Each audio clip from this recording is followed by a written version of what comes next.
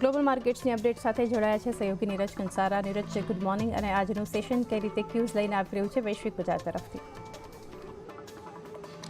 જો આજનું ક્યુઝ જે છે એ ભલે સપ્તાહનો છેલ્લો દિવસ હોય, પરંતુ આજે પણ આપણને એક સારી એવી તેજી રહેવાના એંધાણ અત્યારે વૈશ્વિક બજાર કહી રહ્યું છે। કારણ કે જો ગઈકાલે અમેરિકાના બજારોની અંદર જે ક્લોઝિંગ આવ્યું છે એ ઘણું મહત્ત્વનું છે। ખૂબ શાનદાર તેજી સાથે ગઈકાલે અમેરિકાના બજાર બંધ થયા છે। ડાઉ, S&P 500 બંનેમાં આપણને ગઈકાલે એક રેકોર્ડ સ્તરની ઉપર ક્લોઝિંગ જોવા મળ્યું અને નાસ્ડેકનું પણ જે ક્લોઝિંગ છે એ નવા હાઈ તો નથી બનાવી શક્યું, પરંતુ નવા હાઈની નજીક જ આપણને નાસ્ડેકનું પણ ક્લોઝિંગ જોવા મળ્યું છે।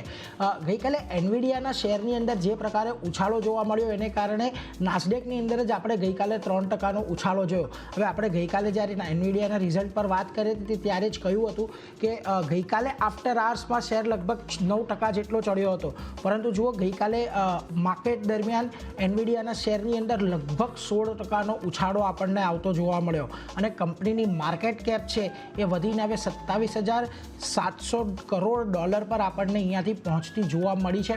અને ખાસ કરીને એમના જે એનવીડિયાના જે CEO છે યેન્સેન હુઆંગ, તેઓ હવે ટોપ 20 વિશ્વના સૌથી 20 અમીર આદમીઓ જે ધનિકો છે એમની લિસ્ટમાં અહીંયા પહોંચી ગયા છે ગઈકાલના ઉછાળા બાદ। હવે આ એનવીડિયાની જે તેજી છે માત્ર એનવીડિયાની અંદર નથી રહી, તમે જુઓ અન્ય જે ટેક શેર્સ છે એની અંદર પણ આપણને ઉછાળો જોવા મળ્યો। જાપાનના બજારોની અંદર પણ ટેક શેર્સની અંદર ઉછાળો જોવા મળ્યો। યુરોપમાં પણ આપણને સેમિકન્ડક્ટર શેર્સ ખાસ્સા એવા વધતા દેખાયા।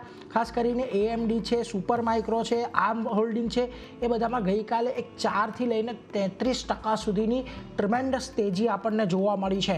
અને ચીનમાં પણ ટેકનોલોજી શેર્સ એક બૂમિંગ પર ગઈકાલની એમાં રહ્યા છે। એટલે આ બધાને કન્ક્લુડ કરતાં એટલું લાગે કે આજનો દિવસ આપણા માટે જો કોઈ હીરો રહી શકે છે તો એ નિફ્ટી IT રહેશે। અને જેટલા પણ ટેકનોલોજી શેર્સ છે એની અંદર આજે આપણને પણ એક ઉછાળો કે ફોલોઅપ જે કહી શકાય એ અહીંયા જોવા મળી શકે છે।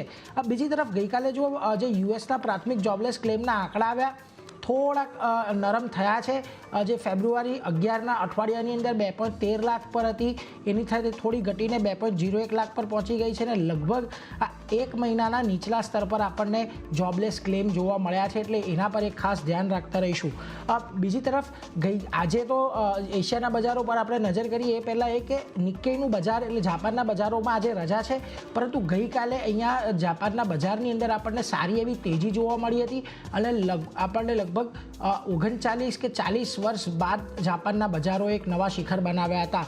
પરંતુ આજે જુઓ હેંગસેંગ શાંઘાઈ થોડાક જ દબાણ સાથે કામ કરી રહ્યા છે, કોઈ અહીંયા વધારે આપણને દબાણ જોવા નથી મળી રહ્યું। બીજી તરફ તાઇવાન છે, કોસ્પી છે, એ બંને લીલા નિશાનમાં છે। સ્ટ્રેટ ટાઈમ્સની અંદર આપણને થોડો ઘટાડો અત્યારે આવતો જોવા મળી રહ્યો છે। એટલે આ બધાની વચ્ચે આજે જે ગિફ્ટ નિફ્ટી સંકેત આપી રહ્યું છે એ ઘણા મહત્ત્વના છે। જુઓ ગઈકાલે આપણે નીચલા સ્તરેથી જે રિકવરી આવી એ રિકવરી બાદ નિફ્ટી ફ્યુચર્સ જે છે આપણને 22,243 પર બંધ થતા જોવા મળ્યા અને અત્યારે આપણને ગિફ્ટ નિફ્ટી 22,311ના સંકેત આપી રહ્યું છે। એટલે કે 71 પોઈન્ટ આજે વધારે ઉછળે એવું અત્યારે લાગે છે। એટલે આ બધાને જોતાં આજે ફરી એક વખત આખું અઠવાડિયું આપણે જોયું છે સોમવારથી લઈને ગુરુવાર સુધીનું ભારતીય બજાર માટે કે રોજ બજારે એક નવા હાઈ બનાવ્યા છે। તો આજનો શુક્રવારનો દિવસ પણ આમાંથી અપવાદ રહે એવું નથી લાગતું।